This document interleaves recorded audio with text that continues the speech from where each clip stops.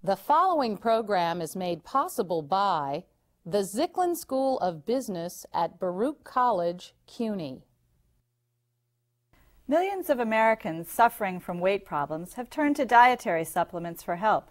Millions more take vitamins or nutritional supplements in a determined bid to fend off aging and poor health. Add it all up, and 6 out of 10 adults in the U.S. have found a reason to take 1 or more supplements a day. But do these products do anything? Worse yet, can they harm you? And does the nutraceutical industry, as it is called, even care? I'm Sarah Bartlett, and this is our topic today on USA Inc.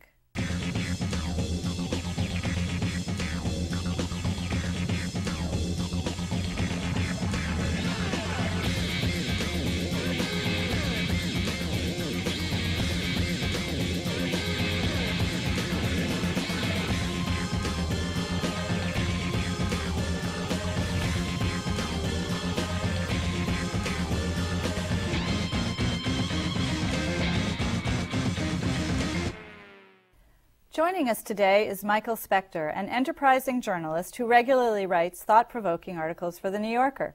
Michael, thanks for being with us today. My pleasure. So you've spent about 3 months taking a look at this industry. What are some of your findings? It's a strange industry. It's like very few others in America. They're not regulated in the way that I think most people think they are. There are some incredibly reputable people trying to help people improve their health. And there are some unbelievably sleazy fellows out there. And it's very difficult sometimes to know which is which.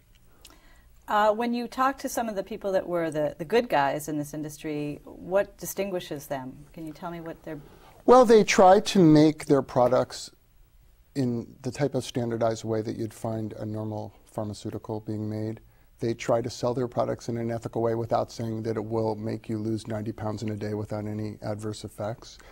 And they try to figure out what's, an intelligent way to manufacture the product. Sort of basic standards and ethics that are lacking in a lot of these companies. What were some of the surprises that you found in terms of the people that aren't so ethical? They'll say anything or do anything. I mean, they'll melt your melting fat and making your breasts bigger, your lips swell, your stomach shrink. It's remarkable, and they can say it, and they can almost get away with anything as long as they don't promise to cure a disease. There are very specific things you can't say. Tell me about what the rules are of this game. Well, there are 2 governing agencies, the FTC, the Federal Trade Commission, and the FDA, the Food and Drug Administration. And the Food and Drug Administration usually governs drugs, and they don't really govern vitamins and supplements unless you make a claim for health. Then they can get involved, but they're wary of getting involved because they've been sued a lot, and they usually lose because the First Amendment is very powerful. The FTC has a bit of a stronger ability to say you can't say this and you can't say that, but they're overwhelmed and they don't do it that much. And so the result is there are tens of thousands. I mean, everyone who has a computer gets an ad probably every day in their email box promising to have their sleep improved, their sex life improved, their health improved. There's not much you can do about it. You mentioned the First Amendment. What are the issues there involved? Well, you're allowed to say sort of freedom of speech also applies to commercial speech, and it's very hard to say you can't advertise something as improving health or improving structure or function of the body unless you have evidence showing that it isn't. And evidence showing that it isn't is never very easy. It took many, many years even to prove that cigarettes cause smoking, something that everyone sort of instinctively realized was true. But to actually prove it epidemiologically is not easy. And no one is forcing them to, so that's a lot of money that's not being spent on studies. Well, what happened in 1994, there was a law passed which basically put the onus on the government to prove that these things are bad. And Americans don't want to be told not to swallow vitamins. They want to be able to solve their health problems in the way that they see fit. And a lot of this has to do with the fact that they've been told bad things by doctors and they mistrust them. A lot of it has to do with the fact that drugs are very expensive and sometimes don't work as well as people wish, though they're awfully effective most of the time. And the result has been that it's very difficult to prevent a vitamin company from saying pretty much anything they want to say about a specific product. So if you don't out and out lie, then there's no problem. Well, there doesn't seem to be any problem. I mean, I wrote about this company that sells something called Xantrax 3, and, you know, they promised to melt fat, and they said it was 3 million times better than the nearest competitor. And of course, when you look at the studies, they don't really compare, you know, the performance of one to the other. They have one performance, another performance. They extrapolate data from one study. It has nothing to do with the other study. And that's not how science works. No reputable scientist would ever do that. No drug company would ever be permitted to do that, and no real pharmaceutical company would ever want to. But it's not technically a lie. So therefore, if you're a business person, what's wrong with that? Well, it depends. I mean, there probably are business people out there who think the best thing to do to promote business is to sell a product that's good and that sort of is worthy of its name. And a good brand is a brand, I think, that represents itself honestly. And most of these brands do not do that. And these drugs aren't going to solve your weight problems. They're not going to make it go away. How do you know that? Well, there's been lots of data collected on what does and does not solve or cause weight problems. And there are a lot of people who have weight problems that they try very valiantly to defeat. However, a lot of it has to do with we eat too much, we don't exercise much, the portions of food we eat are astonishing. I spend a lot of time in Europe, and everyone always says, well, how can those Italians eat pasta? And they eat pasta that's, you know, a dinner plate is the size of a fist, literally. You go to a blue plate special in America, and you can take 27 members of your family and eat fine. And the truth is, we are shockingly obese. There are people who try real hard, who have problems that are glandular and chemical and biochemical, and for them, drugs would be helpful, and people are working very hard on developing better ones. But these other drugs are kind of like tons of caffeine and a little bit of the stimulant here and there, and they tend to get you going for a while, and they'll suppress your appetite for a little while, but it'll come back. When I went to buy Xantrax 3 in a pharmacy, in a health food store in Manhattan, the woman said, now the thing to do is have a big meal before, because once you come down from the big high of it, you'll be hungry. Well, what's the point? First of all, there shouldn't be a big high. I mean, it's not a recreational drug. And, you know, it suppresses your appetite for a while. But if someone wants to buy it and they think that it helps them, why shouldn't they be allowed to have that? Well, I'm not advocating that anyone shouldn't be allowed to do whatever they want to do. I just think that people should have the information to make intelligent decisions. And if lots of people think this is going to solve their problem, and so they don't have to do other things that really will solve their problem. Also, and this isn't really true of Xantrax, which does say don't exercise when you're doing this because it speeds your metabolism. But a lot of them don't. And that's what happened with the ephedra. You can't exercise, which speeds your metabolism and your heart rate, and take a drug that does it, and not expect bad things to happen to your heart, and often it does. And so there is a danger there, and there's a danger for people who have heart problems and other metabolic illnesses. I mean, I think that's probably the strongest argument again for re-regulating this industry, is that it could actually cause people harm. Well, one of the problems is people take a lot of medicine these days. And it's amazing how things interact in a way that you wouldn't necessarily expect them to interact. So you might think you're taking 5 perfectly benign, even helpful drugs, and you are. It's just that this, when you take it with that, will cause something else. And there are dozens or scores of examples of this. And one I pointed out in my article was grapefruit juice. If you take grapefruit juice with a lot of the normal drugs, you know, cholesterol drugs and some heart medication that millions of people are on in this country, it negates it and sometimes causes harm because it doesn't allow the enzymes to digest the drug and do its job properly. And so it's very hard to know that. You wouldn't expect that. So that leads me to wonder if we should have labels protecting us from grapefruit juice. No, you should have knowledge that lets you know. I think the labels shouldn't be on grapefruit juice. They should be on the drugs that interact with grapefruit juice. And physicians should be in a position to be able to say, don't take it with grapefruit juice. When you take a lot of these other things, you don't know what you're getting. So no doctor can even tell you. A doctor half the time doesn't know what his patient or her patient is taking. It's very difficult for them to say, well, you know, if you're on this, this, and this, things from cancer drugs to asthma medicine, just zillions of types of drugs. It's very hard for them to be able to say to their patients, this will interact badly with that, or we don't know about this. Also, by the way, there's no data on most of these things because there doesn't have to be data. And so it's just a vast, vast, vast unknown, and it's a little scary. When you confront people that you feel are not amongst the most reputable in this industry, what's their excuse for doing this? Oh, it's kind of the American consumer is an intelligent being, and you think you, sitting in New York, can tell them what they can buy, and one of those sort of condescending type, how could you make that decision? And all I'm saying is, let people have information. Don't call. There aren't any drugs that will melt the rolls of your fat. There just aren't, sorry. And there aren't any drugs that'll make your lips fabulous and your breasts swell. These drugs don't exist. And if they did, I'd buy stock in the company. But presumably if these drugs don't work, then if we are smart consumers, we won't keep buying them, and they'll die as companies because they won't be able to sell their products. I wish that were true. How many suckers were born every minute? The WC field say. Look, with weight, I mean, if we're talking about weight loss, it's a real serious problem, and a lot of people are heavy, and they'd like not to be. And they're told not to be for health reasons, and they feel better when they're not. And they'll try anything, and they'll try hard. And it's, people want to believe that they can solve their problems with a pill. And so it's not just as easy as, well, you can't, so don't do it. And then they say no. Because sometimes what happens is it does work for 3 weeks or 6 weeks, and everyone's delighted, and then almost invariably what happens is people gain the weight, and they gain more than the weight back. But I'm sure you know people, as I do, for whom they claim these have really worked, and they've kept the weight off, and they feel like they're, it was well worth the expense and the risk. I don't know that many people.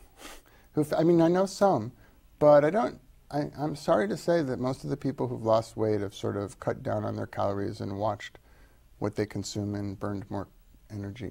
It's really stupid, but it's kind of simple.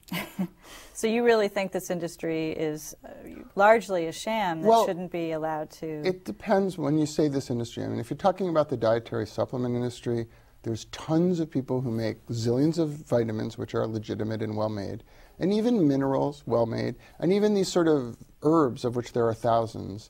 Some of them obviously have value. I mean, they've been treating Chinese people for 5,000 years with a lot of these herbs with good effect. So it isn't the case that those things shouldn't exist.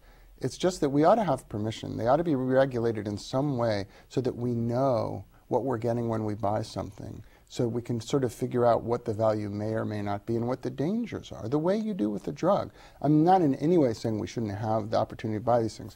Now, diet drugs is a whole different thing, and I think they tend to be pretty slimy as a rule. Okay. We will be right back. The Zicklin School of Business at Baruch College of the City University of New York is the largest and most diverse accredited business school in the United States, offering high-quality, full-time and part-time degree programs at the undergraduate, master's, and PhD levels. For information about the Zicklin School of Business, please visit our website, zicklin.baruch.cuny.edu. That's zicklin.baruch.cuny.edu. Welcome back. With me today is Michael Specter, journalist at The New Yorker. Michael, when I try to think about how these companies are run, what would it take to be a marketer in one of these slightly sleazy companies when you're focusing on language? Can you tell us a little bit about how they think about their jobs? Well, I'll tell you how the people who I wrote about at Basic Research, which owns a bunch of somewhat dummy companies where they sell drugs under different names, or supplements under different names. I'm sorry, why would they do that? Because it sounds great.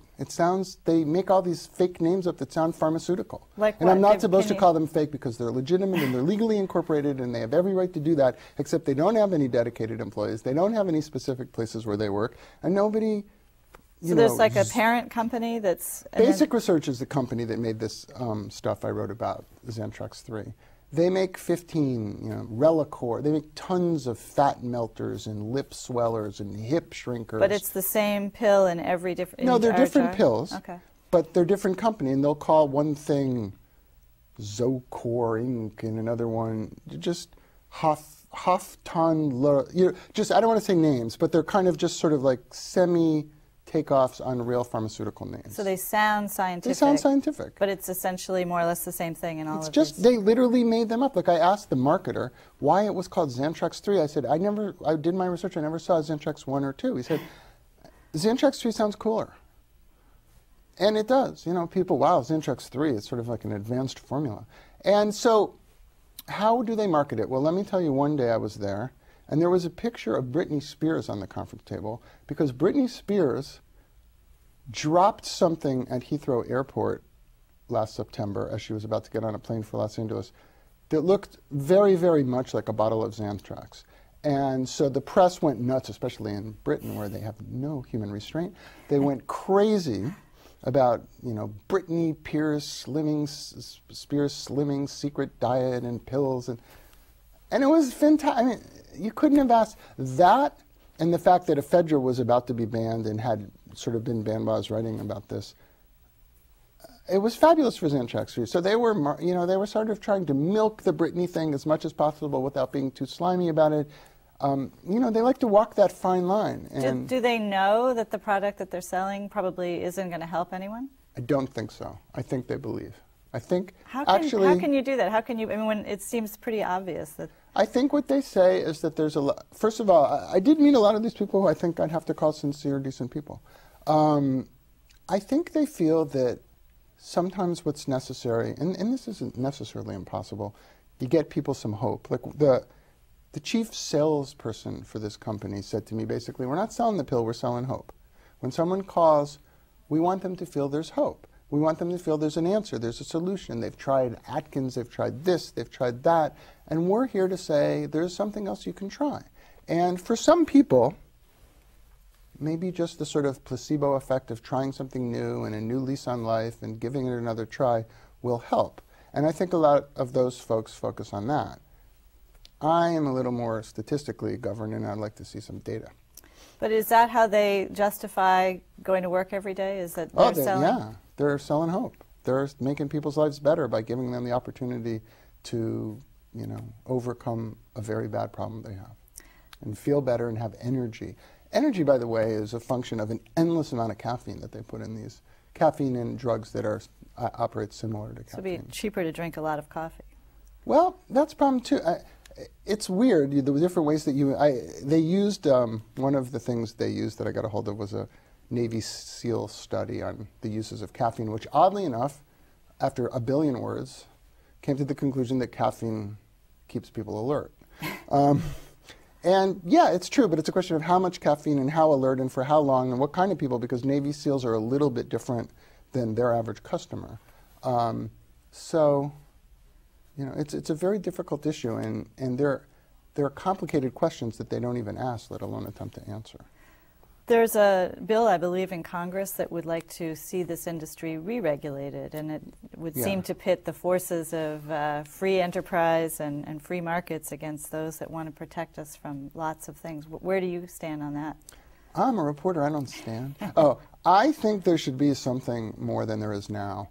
It probably shouldn't be the case that the vitamin industry should be regulated the way pharmaceuticals are, because a lot of vitamins have been taken for a long time, and doctors even recommend one a day, or for lots of women, iron supplements, calcium. There are basic antioxidants that, at the very least, probably don't cause harm. They might be a waste of money, and it's often the case that if you eat a balanced diet, you don't need much of it. But they don't cause harm, and they may do some good.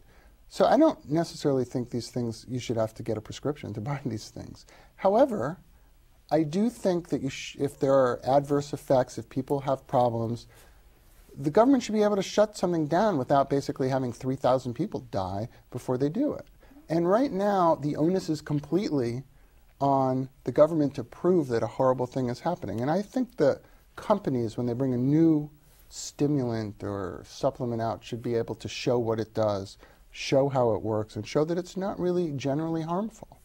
Now, people who would be asked to do that would probably say, well, you're turning this into another situation like the pharmaceutical industry, where there's promising drugs out there, but because the FDA approval process takes 15 years, lots of people are going to die or be harmed in the meantime. Isn't that? They don't probably say that. They all say, basically, if we re-regulate it, we're murdering innocent people who have no other hope. We're taking pills out of their hands, and how many people have to wait how many years before there's a chance?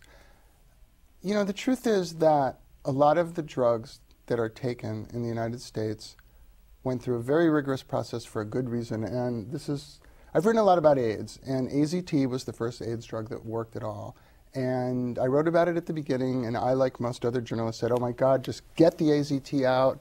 People need this. There's no other choice. People are dying. Let's not sit around with the FDA and wait. And I sort of still believe that, but the truth is that that is what happened. There was a fast-track approval process. And even now, 20 years later practically, we don't really know what AZT does and how it interacts the way we would. We don't know how much to use and how long to use it, when it stops working. We just don't have the data. Now, that was a difficult call because to get the data, some people really would have died. But that's not what we're talking about here. We're talking about some fairly useless supplements that aren't going to help people. Yeah, but it's a question of whether you want to create the apparatus, the regulatory, and you want to put the government in the role of saying you can or cannot take this. If you're selling hope, indeed, if what they're saying is true, what is so harmful about letting them have that hope? I mean, ephedra is really a fairly unique example of something that's truly harmful in this world. Well, you know, it isn't. There have been other cases throughout the history of the United States where people have died, sulfanilamide, which was turned into a liquid, which was fine as a pill. As soon as it was turned into a liquid, they used basically antifreeze, and it started killing people. This was in 1938. There was no drug approval then. We're in a situation now where that could almost happen again with the supplement industry because there aren't real regulations before the stuff gets on the market. That isn't to say it will, it isn't to say it's likely, but it certainly could happen. There's nothing legislatively in place to stop it, and I just think that's ridiculous. That shouldn't happen. So your proposal or your feeling is there should be something more than what there is, but not necessarily as extensive as what we see with the FDA. Yeah, I mean, they should ratchet it back, and a supplement maker ought to be able to prove what's in the damn thing, how they make it, because you never know. If they say it's vitamin E, is it really vitamin E? Because sometimes it isn't. You don't know how much it is. There's no real reason to believe what's in the bottle is what it says. And that should all be regulated. That should be strictly adhered to. So people at least know that what they're buying is what they're buying. Well, that's a scary thought that it's not. Is. What would you suggest for consumers? Well, I don't know. If I buy an antibiotic in New York and I run out and I need more in San Francisco where I might happen to be next week, and I go to the pharmacy, I'm going to get the same thing. It's going to be the same exact potency, made the same way. And that's pretty much clear all across America with drugs. If I were to buy a vitamin in New York or a supplement, you know, it could be one thing in New York, another thing in Cleveland, another thing in Pittsburgh. It could all be made by the same people in different bottles, and there's no way of knowing. And I think what I would suggest is that we have standards and regulations that require a pill to be a pill, that people understand what they're swallowing. I mean, I think at the very least, that's the least we could do. Wouldn't it behoove the industry, the players who you think are really reputable, to drive out the sleazy ones? Yeah, and they try. I mean, there are a lot of people who are in the industry who are kind of as unhappy as I probably am about this. But it's not that easy to drive out sleazy ones. I mean, if you're a reputable person making, you know, an excellent vitamin C product, and some guy comes along with a bunch of pills that says, you know, will melt your fat and solve your problems and make your love life better, and it's $99 a month, and people start buying it, how are these people going to drive them out? I mean, it's not sometimes enough to just say, this is wrong, this is bad. A lot of those people, the reputable people, feel badly about it. They don't think, it's not good for them. It doesn't make that industry look good when many, many, many people in the industry are terrific. There's no self-regulatory They're starting, but you know, where is there self-regulation in the world? No, the places that it's been has been on Wall Street. That and isn't we've how seen it that works. been very ineffective. That's been great. I'm sorry, that self-regulation is sort of an oxymoron. It doesn't work, as far as I can tell. The issue in Washington then is, will this bill actually get anywhere? Do you think that the forces, the lobbying forces of the industry will beat it back? Oh yeah, to death. But then consumers presumably don't think it's that serious if they're not putting pressure on their legislators. Consumers, which I'm proudly one, are funny, funny people, and they want the right to choose. And the lobbyists very cleverly have spent $1 zillion and are sophisticated, and they have basically convinced consumers that this is about the right to choose. It's not so much about the right to choose as about the right to be informed about what it is you're getting and make sure you're getting a good quality product. But this is lost, and it's lost because these lobbyists are great. I mean, you go into a health food store even now, and you'll see flyers You know, they want to take away your right to swallow vitamin C. You won't get a 1 a day. You won't get the basic things your family needs. Your children will have rickets. I mean, it's ridiculous. But it's there, and people get scared. Well, fortunately, we have the press to highlight this issue for us, and I'm really not sure. glad to look forward to seeing your next article. Thank you very much. Thanks for coming, Michael. We've been very fortunate to have as our guest today Michael Specter, a writer at The New Yorker. We'll be right back. Some people think of New York as the world's second home. The City University of New York, with students coming from 90 countries and speaking more than 155 languages, is the world's first university. Find us on the web at cuny.edu or call us at 1-800-CUNY-YES. We live in an age when health, vitality, and longevity have risen to the level of an obsession. Along comes an industry that promises to give that all to you, and the best part is, the remedy is effortless. Turns out you don't need to diet or exercise. All you need to do is take these pills or drink this tonic. Snake oil salesmen have been around for a long time. The question is, how much money do we as taxpayers want to spend to have the government protect us from them? If someone wants to take a pill that sounds promising to help with their diet, should they be allowed to, or should the government make that decision for them? If someone writes an ad for diet pills that creates an exaggerated impression about the supplement's powers, but doesn't exactly lie, is that okay in the pursuit of commerce? Is all fair in love and business? Of course not, but once I start to think about the billions of dollars that would need to be spent to regulate this questionable industry, as a taxpayer, I say, let the press do its job. Let's highlight the shortcomings of this industry and let the government focus on the products that are truly dangerous. Regulation isn't the only answer. For USA Inc., I'm Sarah Bartlett.